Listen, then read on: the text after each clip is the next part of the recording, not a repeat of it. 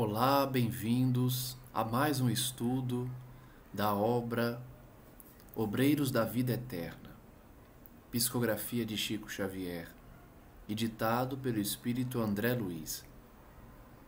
Estamos em nosso estudo de número 21, analisando as ocorrências do capítulo 8º, chamado Treva e Sofrimento. No último estudo, acompanhamos o discurso do padre Hipólito junto aos sofredores que estão num abismo de treva e dor, sofrendo porque se revoltaram contra os desígnios de Deus e não aceitam a sua condição, intitulando-se como desprestigiados de Deus, abandonados, e acusando os grupos de socorro de serem privilegiados por Deus. Então, o padre Hipólito demonstra a todos que a realidade que eles viviam era decorrente das suas condutas na terra, das suas escolhas quando estavam encarnados. E foi, então, elencando cada defeito, cada revolta e cada ação que os levaram até ali. Vale destacar também que o padre Hipólito ressalta a todo momento que ele não era um anjo, que ele não tinha alcançado a santidade, mas sim que era um ser humano, também passível de erros e acertos. E a única diferença dele e os demais trabalhadores para os sofredores que estavam ali mergulhados no lamaçal era que eles haviam escolhido o bem, escolheram aceitar a vontade divina em suas vidas e se colocaram à disposição para auxiliar os outros e ainda remir as faltas do passado, reparar o mal feito e, consequentemente, evoluir. Essa a única diferença para aqueles irmãos que ainda estavam na revolta ou que não entendiam a justiça divina aplicada por conta das suas escolhas. Ele prosseguia então dizendo a eles: somos companheiros em cujo coração palpita a humanidade plena, com defeitos e aspirações. Compreendemos, contudo, o tormento que habitava a mente daqueles irmãos, que consumia os seus sentimentos e aspirações, e trazemos a todos o convite de renúncia aos impulsos egoísticos. Já lemos essa parte ontem, mas vale lembrar que esses impulsos do egoísmo nos mantêm presos à inferioridade. Padre Hipólito, então, concitava todos ao reconhecimento devido a Deus e à penitência pelos erros do passado. Ele pede ainda àqueles irmãos: agradeçam a misericórdia divina e, reunidos, peçamos ao Cristo entendimento de sua vontade sublime e sábia, com a precisa força para executá-la onde estivermos. Ele dá novamente a ideia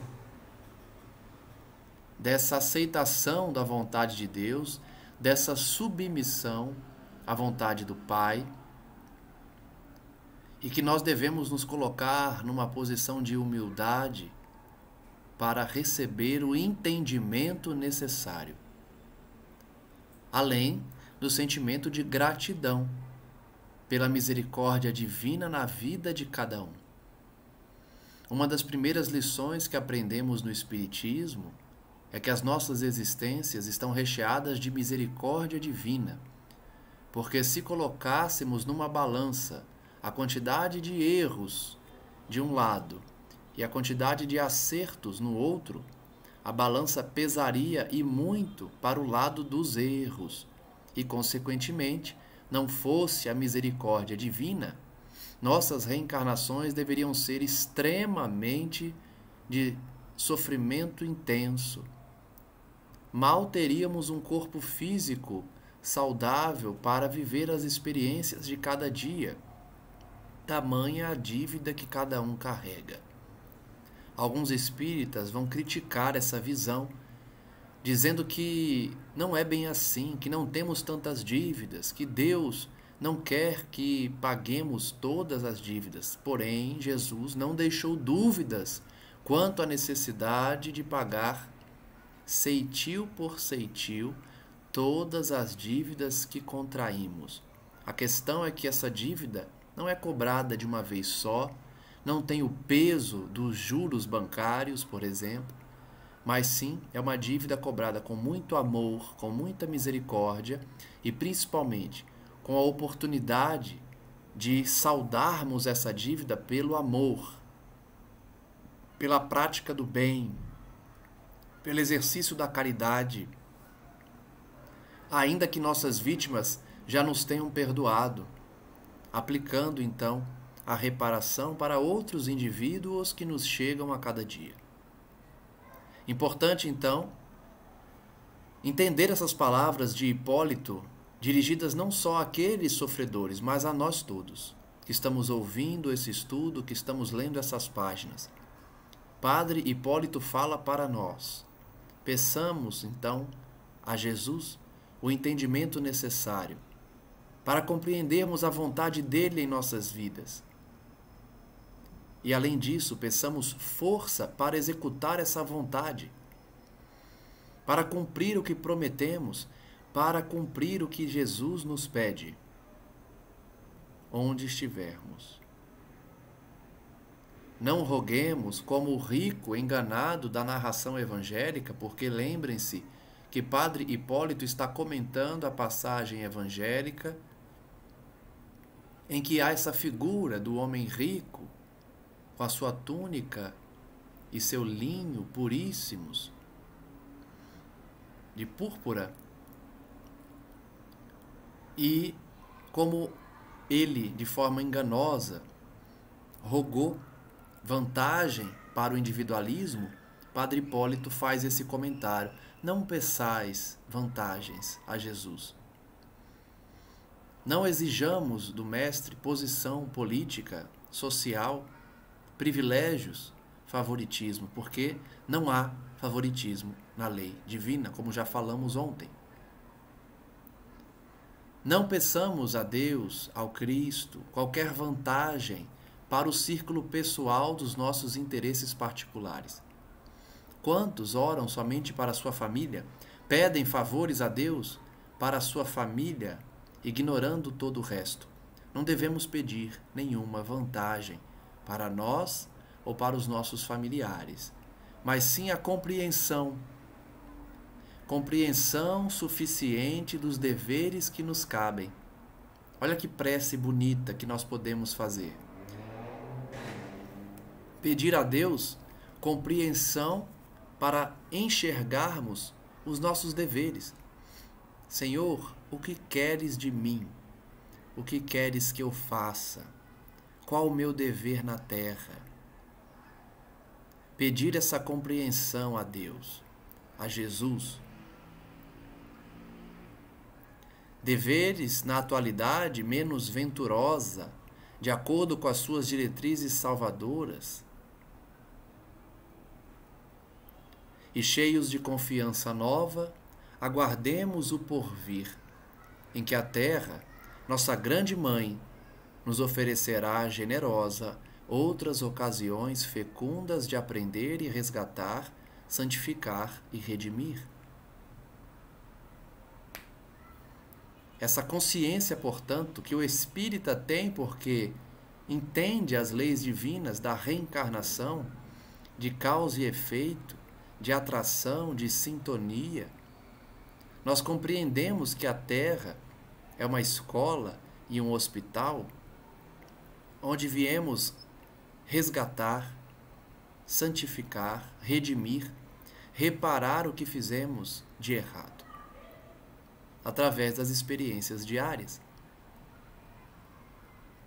André Luiz então diz que naquele momento o ex-sacerdote Hipólito parou por longos instantes a pregação, interrompeu sua pregação, possibilitando a todos um exame mais acurado, detalhado do quadro exterior. Ele para um pouco de falar para que as pessoas pudessem enxergar o quadro exterior, aquela situação que todos estavam vivendo. Para quem não se recorda, eles estão num vale escuro de lama, em que centenas de espíritos estão mergulhados nessa lama, imundos, maltrapilhos, revoltosos, desesperados. Foram acendidos então alguns archotes, algumas lâmpadas, alguns pontos de luz que possibilitou a todos enxergar essa realidade. Longas filas de sofredores acorriam de todos os recantos, fixando-nos a claridade das tochas, a distância de 30 metros aproximadamente. Então, muitos sofredores começaram a se movimentar na direção das tochas que foram acendidas. Estendiam-se em vasta procissão de duendes silenciosos e tristes, parecendo guardar todas as características das enfermidades físicas trazidas da crosta. Nós já estudamos aqui como o perispírito carrega as doenças do corpo físico quando o espírito não está liberto das injunções carnais, dos seus laços com a terra, com a matéria. Se estivermos ligados à matéria, através de nossos interesses, de nossas aspirações, quando desencarnamos, continuamos presos à matéria e, por consequência, carregamos ainda as doenças que acometeram os nossos corpos físicos. Por isso a importância de estudar, mas principalmente de agir no bem, porque quando desencarnamos e estamos equilibrados com a justiça de Deus, com a lei divina, nós não levamos as doenças do corpo. O corpo físico que morre de verdade, quem realmente morre é o corpo, ele fica com as doenças e o espírito se liberta. Vai para o mundo espiritual sem carregar nenhuma enfermidade. Aqueles espíritos, porém, que estavam ali no umbral, numa região de sofrimento, próxima à crosta, carregavam todos as doenças que havia acometido seus corpos físicos. As doenças que muitas vezes levaram eles à morte. Eles ainda carregavam no seu perispírito as características das doenças físicas que traziam no corpo. André Luiz diz que essas doenças se manifestavam no campo impressivo do corpo astral. Como assim? Campo impressivo. Porque o perispírito, ele carrega impressões, reminiscências. Há uma expressão muito feliz que fala justamente desse resultado, dessa repercussão. As doenças do corpo físico repercutem no corpo perispiritual, no perispírito. É como se fosse um eco, né? Quando nós damos um grito, por exemplo, num local específico, existe o eco da voz. Então a repercussão da doença surge no perispírito por meio dessa impressão, dessa repercussão, desse eco. E aí o indivíduo sente as dores, as limitações físicas causadas por essa doença, especialmente porque ele sentiu durante a vida e gravou na sua memória também do perispírito como é sentir dor, como é sentir frio, fome, sede, porque o seu espírito, na verdade, não precisa de alimento, de água, de coberta, de roupa, de remédio. Porque o espírito não fica doente. O espírito não tem necessidades físicas. Mas nós, enquanto ainda vinculados à matéria, presos às sensações do mundo físico, carregamos essas repercussões, essas lembranças. E aí achamos que precisamos comer, beber, praticar o ato sexual, tudo necessidade do corpo físico. Essa impressão, portanto, fica no corpo astral, também chamado de perispírito. Viam-se ali, descreve André Luiz, necessitados de todos os tipos, aleijados, feridos, misérias exibiam-se ao nosso olhar, constringindo-nos os corações. Então, de novo, André Luiz fala de como eles ficam tocados ao ver esses sofredores. O coração fica apertado, de fato. Quem já quer o bem se emociona ao ver alguém sofrendo. Todos, então, ali sofriam com o que viam.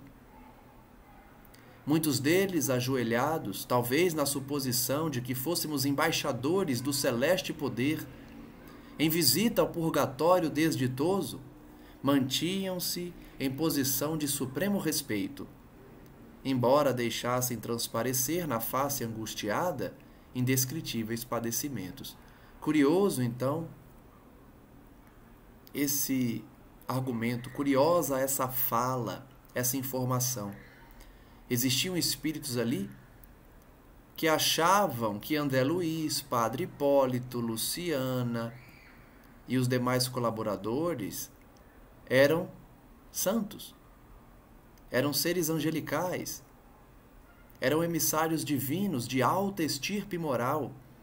Então se ajoelhavam, porque certamente muitos deles traziam a religião católica como referência, que é a religião popular, especialmente nessa época.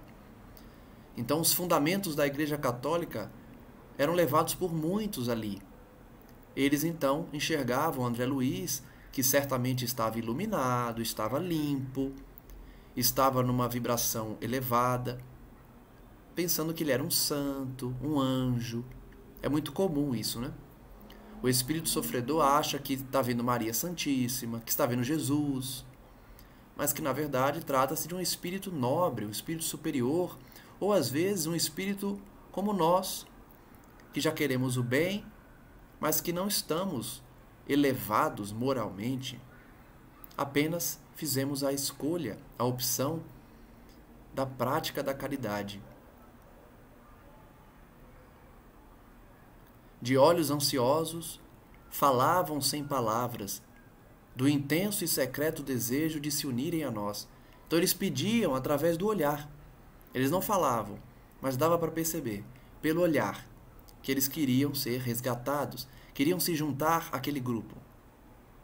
Entretanto, algo lhes coibia a realização, algo impedia que eles avançassem.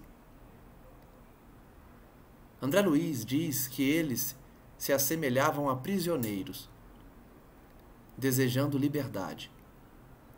É como se fossem detentos numa penitenciária, desejando a liberdade. Por que não corriam ao nosso encontro? Pergunta André Luiz. Por que será que eles não corriam ao encontro deles?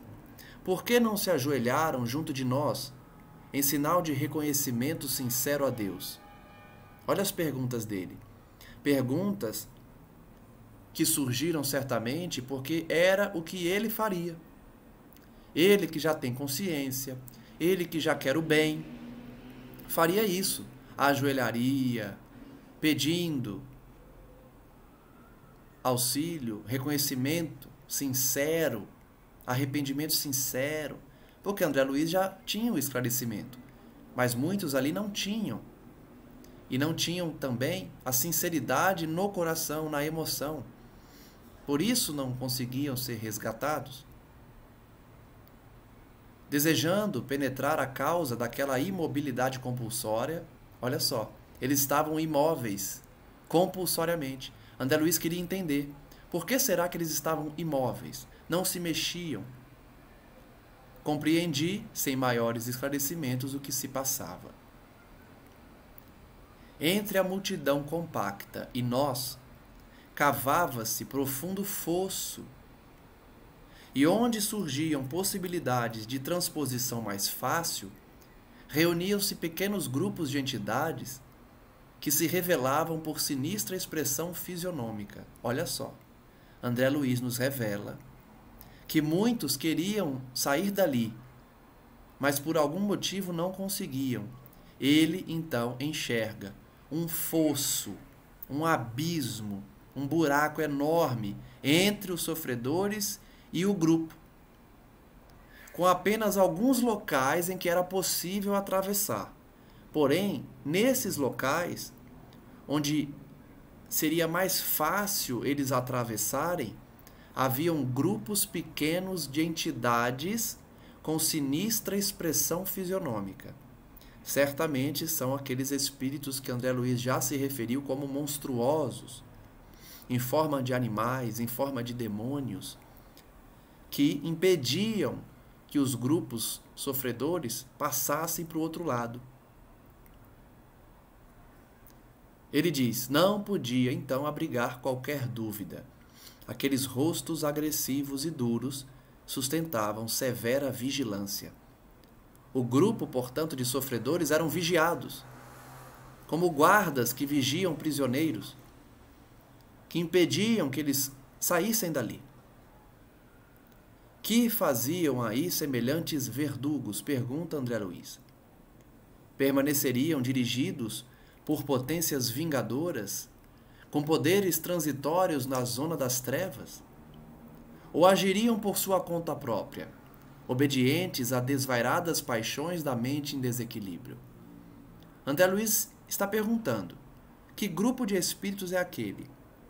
É um grupo liderado por forças maiores que eles, forças das trevas? Ou eles agiam por conta própria, eles mesmos que queriam manter aquele grupo ali? Será que havia uma organização das trevas por trás? Ou era um grupo que agia sozinho? Ele diz então: recordei antigas lendas do inferno, esboçado na teologia católico-romana, para concluir que a fogueira ardente, onde Satã se comprazia em torturar as almas, devia ser mais bela que a paisagem de lama, treva e sofrimento à nossa vista. Olhe o comentário de André Luiz. Ele diz que a descrição do inferno que nós temos aqui na Terra, pela Igreja Católica, onde mostra o diabo queimando as pessoas num lago de fogo, num lago ardente, é mais belo que aquela paisagem que ele estava vendo ali. Imagina, lama, treva e sofrimento, pior do que os cenários de inferno que nós temos descrição pela Igreja Católica. Recolhi, porém, o fio das considerações desnecessárias ao momento, compreendendo que o minuto não comportava divagações, porque exigia uma contribuição de André Luiz, ativa ali. Então ele parou de ficar pensando, né? Nossa, aqui é pior que o inferno. Nossa, que situação ruim. Ele parou de ficar conjecturando, refletindo, porque ele precisava agir. As pessoas precisavam da ajuda dele ali. Então ele parou de ficar filosofando. Prolongando-se a pausa do pregador, o padre Hipólito, uma criatura de rosto patibular gritou em meio a gestos odiosos: não pedimos exércitos de salvação. Fujam daqui. Como sempre, aquela postura, né? Nós lemos uma frase muito triste no último estudo, em que os sofredores expulsavam ou pretendiam expulsar o grupo de André Luiz, dizendo que eles mereciam o inferno, que eles não mereciam compaixão. E agora, de novo, não queremos salvação. Não pedimos exército de salvação. Bastou essa manifestação isolada para que outras expressões de desagrado explodissem. É curioso, né? André Luiz usa umas expressões para não dizer que o grupo começou a xingar, que o grupo começou a blasfemar. Ele usa de forma muito elegante a expressão outras expressões de desagrado. Então outros começaram a gritar também, não queremos ajuda, vão embora, quem chamou vocês aqui? Quem vocês pensam que são? Não desejamos redimir coisa alguma. Nada devemos. Olha aí de novo o que eu venho falando há 3 estudos. Quem está em sofrimento no umbral e não está pronto para ser resgatado, sempre se coloca como vítima. Nunca reconhece o mal que fez. Ou, se reconhece que fez o mal, justifica, dizendo: eu matei mesmo, porque fulano merecia. Eu matei por conta da minha honra, para salvar a minha honra. Então sempre há justificativas. Eles nunca são culpados de nada. São coitados. São pessoas que são credores e não devedores. Então é uma característica muito presente nesses espíritos. Acham que não devem nada a ninguém, muito menos a Deus.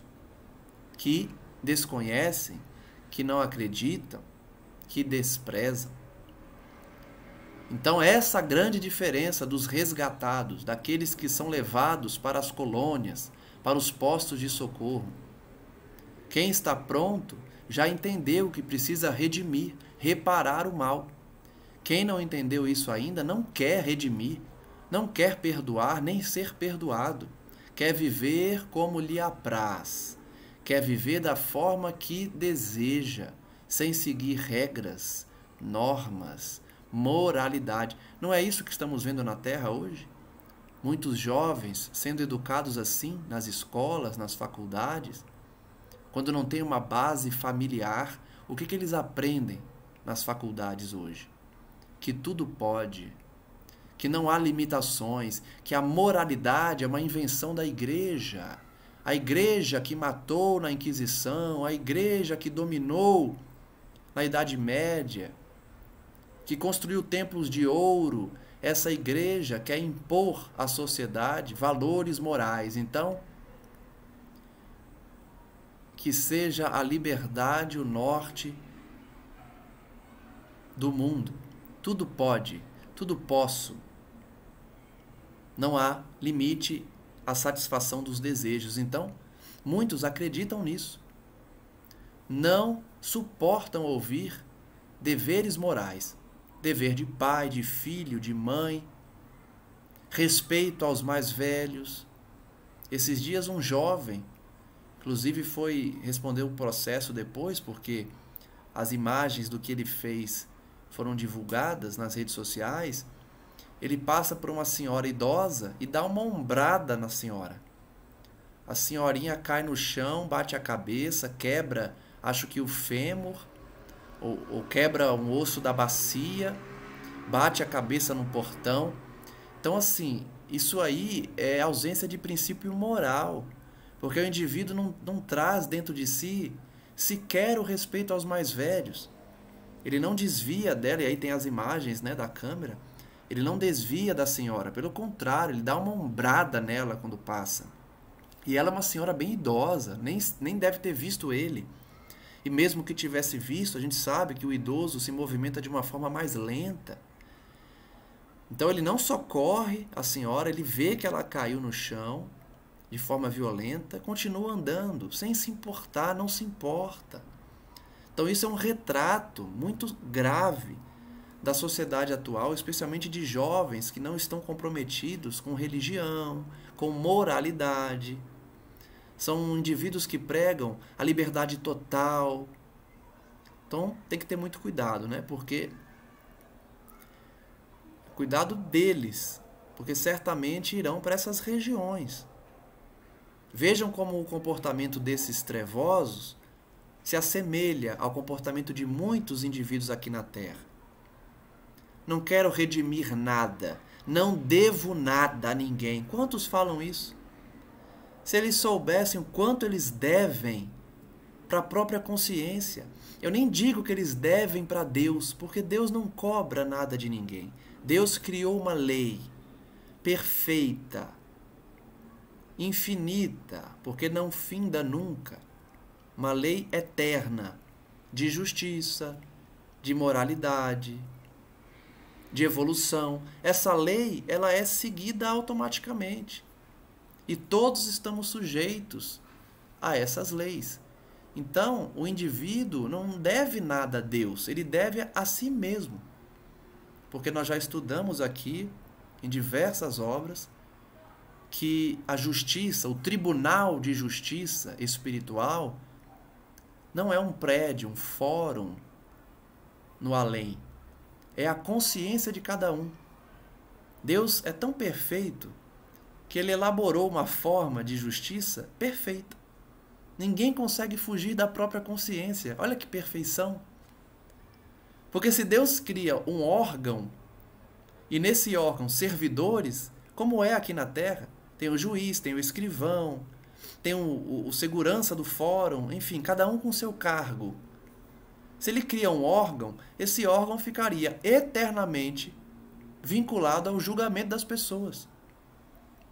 E apesar de existir órgãos que realizam julgamentos no além, como a gente vai ver em algumas das obras de André Luiz, inclusive, a gente vai estudar isso, não é como a justiça da terra, mas existem pessoas que julgam, que preparam a reencarnação, passa por uma espécie de julgamento.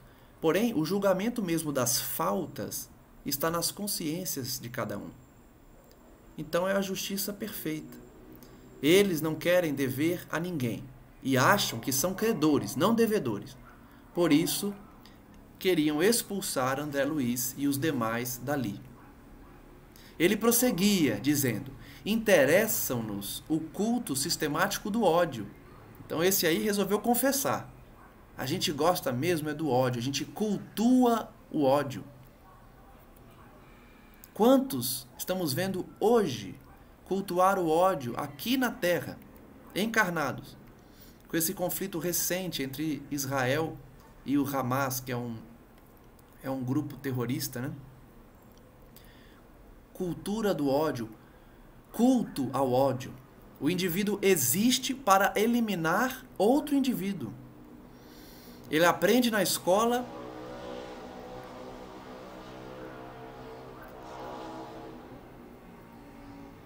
ele cresce sendo ensinado a odiar e o objetivo da vida dele é assassinar o máximo possível de judeus. Culto sistemático do ódio. Revolta contra os deuses insensíveis. Movimento de resistência à repugnante aristocracia espiritual. Olha só essa linguagem. Essa obra foi escrita em que ano? Ainda não tinha esses movimentos que a gente vê hoje de resistência, de lutar contra esse capitalismo opressor, contra essa aristocracia. Quantos pregam essas ideias aqui na Terra? Logicamente, não vamos adentrar em questões políticas. Estou apenas dando o exemplo porque a fala desse espírito me remeteu imediatamente à fala de muitos indivíduos aqui na Terra, que querem mudar o sistema, que o sistema é um sistema cruel. E muitas vezes eles estão certos, porém, qual a forma de mudança que eles pregam? Violência. Derrubar o sistema na base da força, fuzilar quem se colocar como alguém que possa impedi-los, cultuar o ódio. Então é um discurso que a gente vê na espiritualidade, vê aqui na Terra e que demonstra o estágio de muitos que se colocam nessas fileiras. É um grupo, então, no além, já desligados da Terra, mas ainda ligados pela mente, que querem resistir à aristocracia espiritual. E quando a gente vê essa expressão, o que a gente imagina? Eles entendem que existe uma aristocracia espiritual, ou seja, um sistema em que os privilegiados, os escolhidos, os queridinhos de Deus detêm os cargos e eles são a ralé, eles são o povão abandonado por Deus. Olha a que nível chega o desequilíbrio do indivíduo, como se Deus fosse levantar bandeiras, privilegiar grupos, nomear representantes. Então eles acreditam nisso e montaram um movimento de resistência à aristocracia espiritual. Nem existe isso. Se existe, existe nas zonas de sofrimento, nas zonas inferiores. Se alguém criou um grupo aristocrático, se colocando acima dos demais, ele não é um espírito superior. Ele não participa das reuniões com Cristo. Ele é inferior. Então, se eles estão lutando contra um sistema, é contra um sistema infeliz, é contra um sistema atrasado, inferior. Não contra aqueles servidores que estavam ali para ajudar, para socorrer. Um deles ainda diz: morram os pregoeiros da virtude falsificada. Mais uma característica dos sofredores no além. Eles apontam dedos para quem já quer o bem, como se eles estivessem fingindo. Vocês estão apresentando virtudes falsificadas, vocês não são bons de verdade. Por que eles enxergam assim? Nós já vimos aqui. Eles enxergam externamente o que trazem no íntimo. Porque eles apresentam virtudes falsificadas, eles acham que todos também apresentam virtudes falsificadas. Todos estão falseando, fingindo que são bons. Quantas pessoas são assim na Terra? Acho que todo mundo conhece alguém. Se você não conhece alguém assim, cuidado, você pode ser assim. Pessoas que enxergam o mal em tudo. Ninguém é realmente bom, sempre tem um interesse por trás. Fulano está te ajudando, cuidado, ele quer algo em troca. Ninguém ajuda ninguém sem querer algo em troca. A pessoa não acredita na bondade natural, na caridade, porque a caridade, o conceito de caridade é fazer o bem sem esperar nada em troca. Então a pessoa não acredita na caridade, porque ela acha que sempre há um interesse por trás. Como ela só age por interesse, ela acha que todos agem por interesse também. Esse espírito continuava com essa mesma ideia. Caiam os oportunistas de além-túmulo. De novo, as expressões me remetem às expressões que eu escuto hoje, 2023. Né? Caiam os oportunistas. Viva o nosso movimento de destruição contra a velha ordem dos senhores e dos escravos. Eu estou assustado. O movimento é idêntico ao que a gente vê nas faculdades hoje aqui, principalmente do Brasil, né? Estados Unidos também.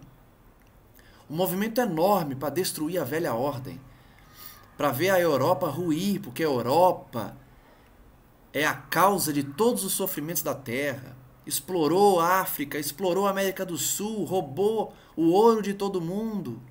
Abaixo a Europa, que é a destruição da Europa. São esses movimentos que a gente vê aqui na Terra. Olha só como os mesmos movimentos estão no além. Eles também pregam a destruição da velha ordem, dos senhores, dos escravos.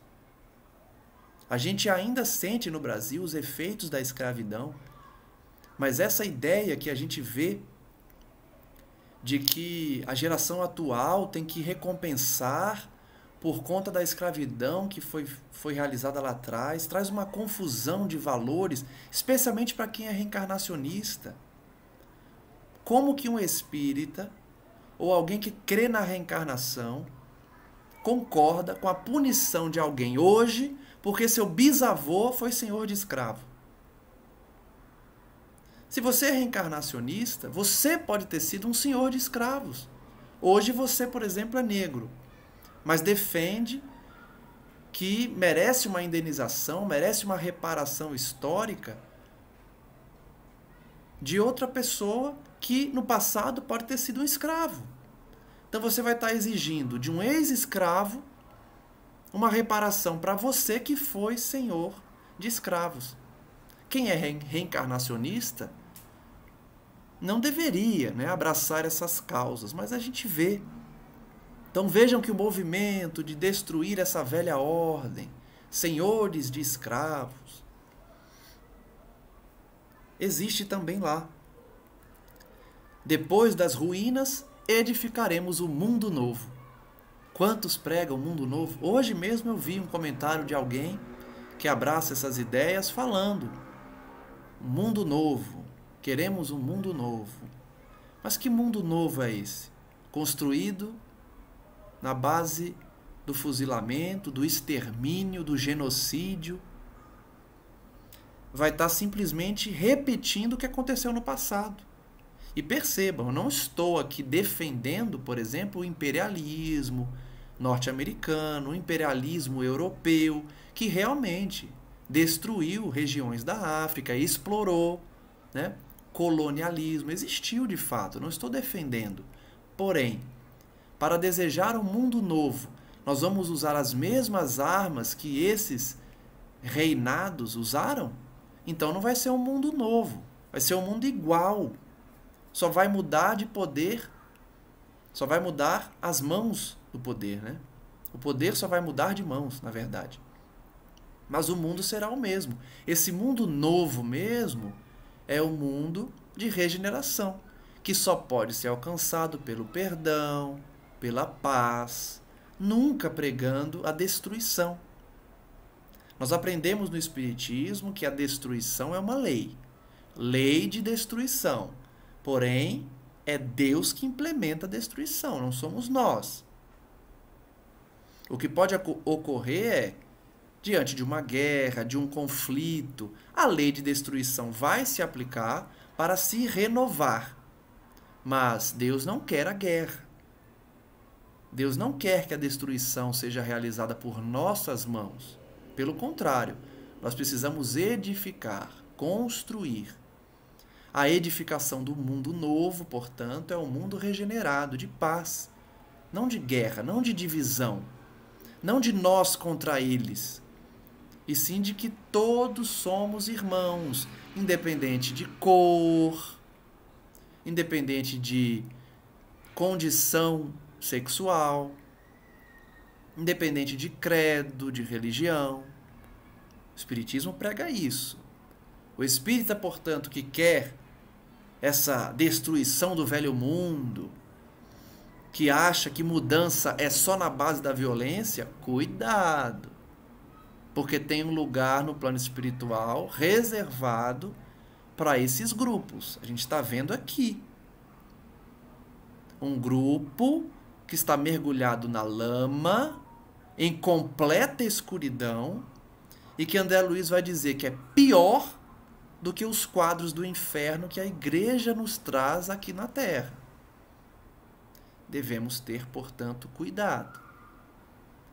É como eu disse há pouco, nessas conversas que eu tenho, nas palestras, sobre os conflitos armados, né?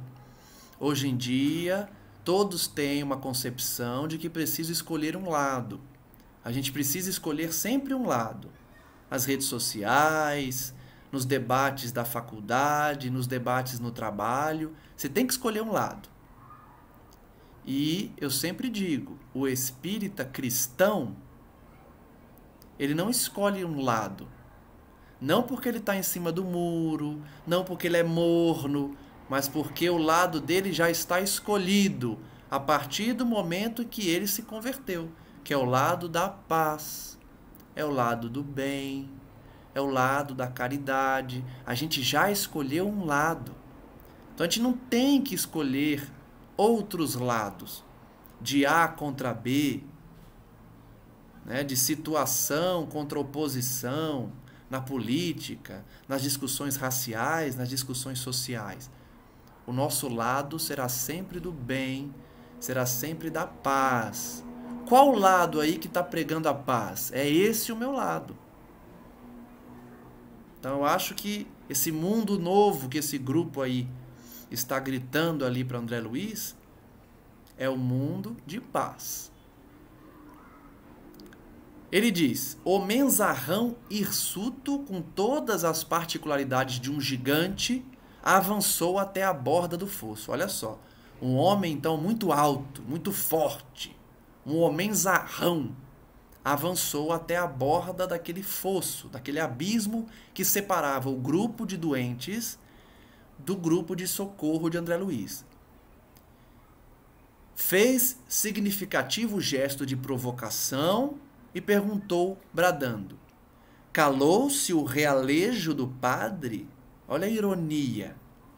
Padre Hipólito está ali pregando o evangelho, falando que eles são todos irmãos, que eles precisam revisar as suas concepções, se colocando à disposição para ajudá-los, resgatá-los. E o que esse homenzarrão diz para ele? Já calou-se realejo do padre. Riu-se diabolicamente, imagina a gargalhada desse homem, e continuou: perdem tempo, estão redondamente enganados. Também temos programa, também sabemos querer. Onde está o Deus que nos prometeram? Tem porventura o mapa do céu? Nossos ídolos agora estão quebrados. Somos filhos do desespero, tentando reorganizar a vida no deserto que nos defronta. Voltaremos, acaso, à ingenuidade primitiva, a ponto de acreditar novamente em mentiras religiosas? E aqui eu faço uma pausa para repetir, para reiterar a responsabilidade da igreja, a responsabilidade dos líderes religiosos que enganaram o povo no passado, que fazem promessas mentirosas, que ensinam sobre um céu falso, uma realidade espiritual que não existe. Olha a responsabilidade, porque muitos, até o momento da obra, muitos falaram exatamente isso. Onde está o céu que nos prometeram? Uns 5 ou 6 personagens da obra falaram a mesma coisa. Por quê? Acreditaram no catolicismo, de que bastava se confessar, de que bastava o batismo, de que bastava comprar um lugarzinho no céu, que entrariam no reino de Deus. E quando chegaram do outro lado, viram que não é bem assim. Então vários perguntam: onde está o céu que nos prometeram? E aí eles se revoltam. Olha o que ele pergunta: você acha que nós vamos voltar à ingenuidade primitiva de acreditar na religião? Então olha a responsabilidade da religião. Se a religião guiasse os homens de verdade para o bem, evitaria essas situações. Certamente eles usariam outros argumentos, mas esse argumento da mentira é aproveitado por eles. Então eles não querem mais acreditar nos padres, nos líderes religiosos, porque se sentem enganados. A gente sabe que eles estão apenas anestesiando a própria consciência, porque eles sabem da verdade, mas eles se aproveitam dessa situação para dizer que foram enganados, não sabiam, mas todos sabem. Como eu disse, a lei de Deus está na consciência. A justiça, eu falei da justiça, mas antes da justiça se aplicar, a lei é conhecida por todos. Nenhum espírito pode alegar desconhecimento da lei. É curioso porque na nossa lei humana também há um artigo no Código Penal, se eu não me engano, ou é no Código de Processo Penal. Agora me deu branco, né? Eu não sei nem se é na Constituição Federal. Eu sei que tem um artigo que fala: a ninguém é dado desconhecer a lei. Preciso, inclusive, me atualizar, porque isso é básico do direito. A ninguém é dado desconhecer a lei. A nossa lei humana. Ninguém pode alegar: ah, eu cometi um crime porque eu desconheço a lei. Se na nossa lei humana isso não é admitido, imagine a lei divina. Nenhum espírito pode dizer, eu desconheci a lei, por isso eu errei. Não cola, não vai colar. E não vai colar na sua própria consciência, porque você sabe o que é certo, o que é errado, o que é bom e o que é mal. É lógico que a ignorância influencia nesse nível de responsabilidade. Eu não estou dizendo que é absoluto. Se a pessoa foi ignorante no sentido de conhecimento intelectual, se ele está no início da sua escala evolutiva, isso tudo é levado em conta. Mas saber o que é certo e errado, todos trazem, especialmente na nossa civilização que já é bem avançada intelectualmente.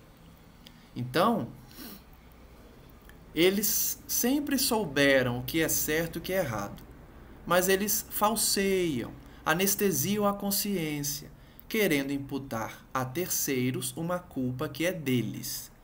Então eles estão culpando aqui a religião, eles estão culpando os padres que não avisaram eles, mas eles sabiam que se fizer o mal vai para um lugar ruim, se fizer o bem vai para um lugar bom. Isso é tão fácil de entender que inclusive Deus instituiu dessa forma para que ninguém alegasse desconhecimento ou que a teoria é muito confusa para se compreender. Ela é bem simples. Faz com o outro o que você quer que te façam, que está tudo certo. Não é difícil de entender. Jesus, inclusive, voltou para ressaltar isso, para reiterar de que a lei divina estaria resumida nisso. Amar a Deus sobre todas as coisas, amar o próximo como a si mesmo, fazer ao outro o que deseja que vos façam. É simples. Mas, como eu sempre digo também, a humanidade sempre gosta de complicar o que é simples. Então eles culpam a religião, eles culpam os outros por suas faltas. E prossegue. Em que remota região se compraz a beneficência divina que não se condói de nossas necessidades? Ele ainda cobra. Onde está Deus? Que não se condói de nossas necessidades. Ora, havia um grupo de socorro ali para eles. E ele pergunta, onde está Deus? Está no grupo de socorro. Está no Padre Hipólito, que acendeu tochas, que orou por eles, que está oferecendo uma mão, mas não. Ele não acha suficiente, ele quer mais, ele quer Deus ali. Declaram-se felizes e proclamam a compaixão de um Pai que não conhecemos. Aí ele pergunta, viram-no alguma vez? Continuaremos no próximo estudo esse diálogo. Vamos ver o que esse infeliz disse ainda, duvidando de Deus, duvidando da sua bondade, da sua misericórdia e se colocando como líder ali de um grupo de sofredores. São muitas as lições que nós colhemos dessas visitas de André Luiz nas zonas purgatoriais e desejamos que todos que nos ouvem reflitam sobre essa realidade, porque é uma realidade a que muitos se entregam todos os dias, sem perceber muitas vezes. Jovens iludidos são levados para esses grupos, se fanatizam, se tornam verdadeiros combatentes dessas teorias e quando desencarnam, vão para esses mesmos lugares. Então, que nós possamos refletir sobre essas lições para não cairmos no mesmo erro. Não que nós estejamos com a verdade absoluta, mas que sempre devemos refletir, pensar, usar a cabeça para enxergar que uma doutrina que prega violência não pode estar do lado do bem. E que é possível, sim, abraçar uma teoria imparcial, que queira a paz, que queira o bem e que não se envolva em lutas sangrentas pelo poder, especialmente o poder político. Que possamos então refletir sobre tudo o que aprendemos hoje, sobre esse lado do bem que todos escolhemos a partir do momento que nos convertemos a Cristo, e que possamos nos afastar dessas discussões que não levam a nada, numa tentativa infrutífera de convencer o outro a abraçar as mesmas ideias. Que as pessoas se convençam pelo nosso exemplo, não pelas nossas palavras. Essas reflexões nos servem para pensar, mas o convencimento ele vem pela conduta, pelo exemplo. Assim, possamos ser o exemplo para os jovens, para as crianças, para os indivíduos que nos cercam, que nos observam. As crianças que aprendem conosco através dos nossos pensamentos e atitudes, para que amanhã a terra esteja coroada de seres felizes, equilibrados, que queiram o bem, que cultivem a bondade no coração e nos gestos. Agradecemos ao Senhor da vida, agradecemos a Jesus Cristo, nosso Mestre, e pedimos, rogamos, imploramos aos emissários divinos, aos representantes do nosso Senhor nas diversas atividades na terra, a Maria Santíssima, Mãe das Mães, tão condoída de nossas dores, tão presente no abismo em que nos lançamos voluntariamente pelo exercício das nossas fraquezas e vícios, para que alcancemos esse equilíbrio com a ajuda dela e com a ajuda de tantos que se colocam à disposição da senda do Cristo para levar paz, harmonia e felicidade aos homens. Ouçamos o Cristo, finalmente, depois de tantos séculos de erro, de vício e de maldade. Despertemos enquanto há tempo, porque o tempo é chegado e o mundo precisa caminhar, deixando para trás quem insistir no mal. Muito obrigado, mestre amigo, e que essa paz nos envolva a todos, afastando o mal e nos dando o ânimo necessário para seguirmos no encalço do mestre amigo que está sempre disposto a nos ajudar, por muito nos amar. Graças a Deus, que assim seja, e até o próximo estudo. Um abraço a todos.